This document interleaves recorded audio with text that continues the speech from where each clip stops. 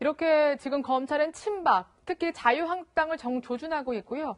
특히 반대로 홍준표 대표는 오히려 검찰을 향해서 이게 특수활동비, 검찰도 법무부에 상납하지 않았느냐 이렇게 맞불을 놓고 있습니다. 이 홍준표 대표가 베트남 출국 전, 그러니까 오늘 오전에서 그 주장을 또 반복을 했는데요.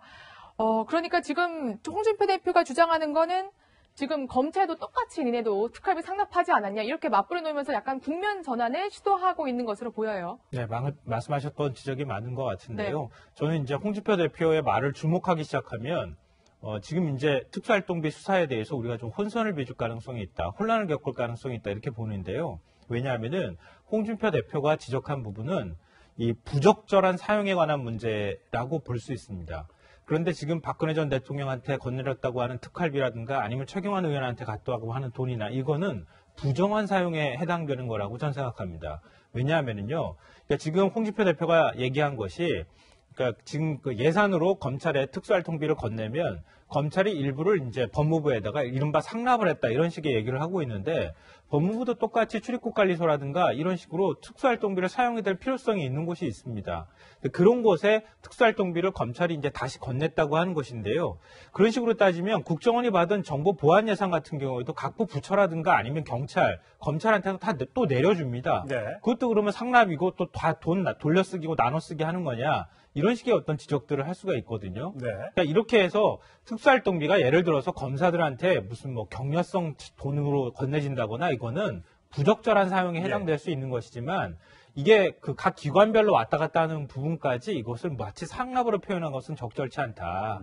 그리고 이제 박근혜 전 대통령한테 건네진 거는 그거는 대통령이라 할지라도 대통령 개인이 사용할 수 있는 돈으로 국정원장이 갖다 준 거잖아요. 이른바 부하 직원이 대통령한테 기관이 엄연하게 다른데도 불구하고 돈을 갖다 주고 대통령의 개인적인 목적으로 사용했다고 하면 그럼 부정한 사용에 해당이 되기 때문에 그거와 동렬해놓고 똑같은 일처럼 취급을 해서 얘기하는 것은 저는 부적절한 비유라고 생각합니다. 네. 지금 어쨌든 홍준표 대표가 이렇게 주장을 하고 있으면서 이제 여당에서는 그러니까 민주당에서는 어떤 또 얘기를 반론을 펴고 있냐면 과거에 이제 홍준표 대표가 경남지사 시절에 2015년에 성완종 리스트 관련돼서 검찰에 소환된 후에 이렇게 얘기한 적이 있습니다. 이 돈은 뭐 1억을 받았다는 얘기가 있었는데 그 1억은 그런 돈이 아니라 특수활동비에서 나왔던 돈이다. 이렇게 해명한 적이 있었는데 한번 그 목소리를 들어보시겠습니다.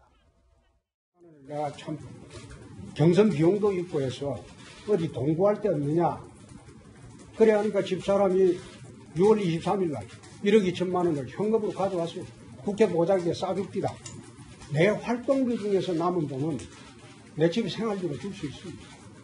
그래서 그런 주는 돈을 전부 집사람이 현금으로 모은 거예요.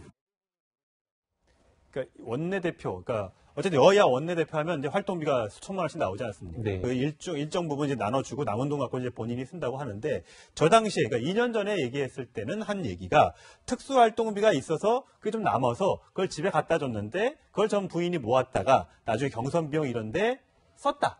라고 얘기를 했단 말이죠. 그런데 이제 저희 그래픽을 준비한 것처럼 오른쪽에 있는 이번에 해명은 급여로 썼던 식사비 등 특활비로 대체하고 급여에서 사용하지 않은 돈. 그러니까 특활비를 다 쓰다 보니까 내 급여를 쓸 뭐 여력이 없더라. 그래서 그거는 고스란히 부인한테 갖다 줬고 그 돈이 경선 자영업으로 쓰인 것이지 내가 특활비를 손댄 건 아니다라고 또 말을 바꿨어요. 네, 2015년 당시에는 당장의 뇌물죄를 소명해야 되는 그런 상황이었기 때문에 그러니까 1억에 대한 소명이 안 된 맞습니다. 것도 네, 거죠. 그 부분에 대한 출처에 대한 소명이 되어야 됐기 때문에 특활비를 가져다가 일단 소명을 했던 것으로 보이고요. 그러나 이제 2년 뒤에 지금의 시점에 와서는 국정원 특활비가 문제되다 보니까 국회 운영위원장 시절, 뭐 대표 원내대표 시절에 받았던 그러한 어떤 특활비가 문제가 되다 보니까 이제 다시 이제 해명이 바뀌었던 것으로 보이는데요. 지금 홍준표 대표의 이야기에 따르면 현재 지금 그 시민단체에서 고발을 하겠다라고 지금 이야기를 하니까 홍준표 대표는 특활비 남은 것을 집에다 가져다 준 것이 아니라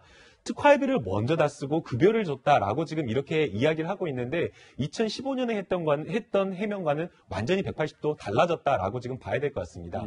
만약 홍준표 대표의 말이 어떤 부분이 지금 사실인지가 여부가 지금 불투명한 상황이지만 특활비를 그냥 이렇게 전용을 했다라고 하는 것은 이것도 역시 마찬가지로 홍준표 대표도 형법적으로 업무상 횡령에 해당되는 부분이기 때문에 검찰이 고발을 한다라고 하면 이 부분에 대한 수사는 좀 필요할 것으로 보이고요.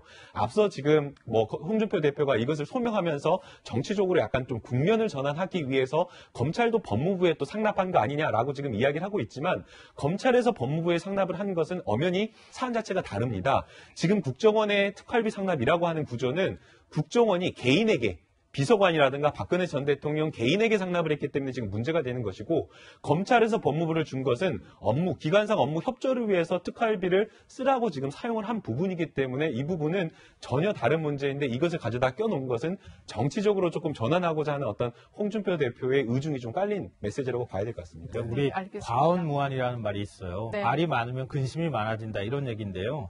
그러니까 홍준표 대표가 지금 특활비 문제를 지적하기 위해서는 특활비 비판을 하지 않습니까?